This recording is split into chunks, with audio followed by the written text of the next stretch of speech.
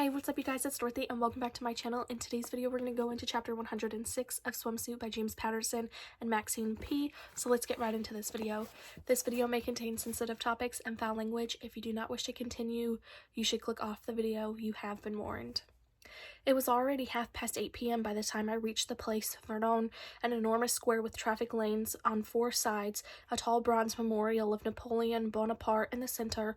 On the west side of the palace is a Rue Saint-Honoré shopping paradise for the wealthy, and across the square was the drop-dead fantastic French Gothic architecture of the Hotel Ritz, all honey-colored stone and luminous Demi-lune awnings over the doorways. I stepped onto the red carpet and through a revolving door into the hotel lobby and stared at the richly-colored sofas, chandeliers throwing soft light on the oil paintings and happy faces of the guests.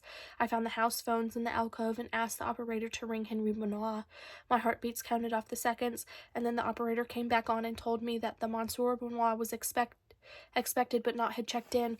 Would I care to leave a message? I said, I'll call back, merci. I had been right?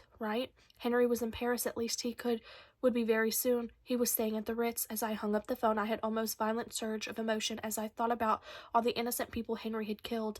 I thought about Lavon and Barbara and about those suffocating days and nights I'd spent chained in a trailer sitting face to face with the homicidal madman. And then I thought about Henry threatening to kill Amanda. I took a seat in the corner where I could watch the door, ducked behind the pages of a discarded copy of the International Herald Tribune, thinking this was the same as a stakeout in a squad car, minus the coffee and the bullshit from my partner. I could sit here forever because I'd finally gotten ahead of Henry, the freaking psychopath. He didn't know I was here, but I knew he was coming. Over the next interminable 2 hours, I imagined Henry coming into the hotel with a suit bag and checking in at the desk, and whatever disguise he was in, I would recognize him immediately. I would follow him into the elevator and give him the same heart attack surprise he'd once given me. I was still unsure what I would do after that. I thought I could probably restrain him, call the police, have them hold him on suspicion of killing Gina Perazzi, or maybe that was too chancy. Maybe I'd put a bullet in his head and turn myself in at the American Embassy, deal with it after that fact. I reviewed option 1. The cops would ask me, who was Gina Perazzi? How do you know she's dead? I imagined showing them Henry's film in which Gina's dead body was never seen. If Henry had disposed of the body, he wouldn't even be arrested. But I'd be under suspicion. In fact, I would be a suspect number 1. I ran through the second option, saw myself pulling the .38 on Henry, spinning him around, saying, hands against the wall, don't move.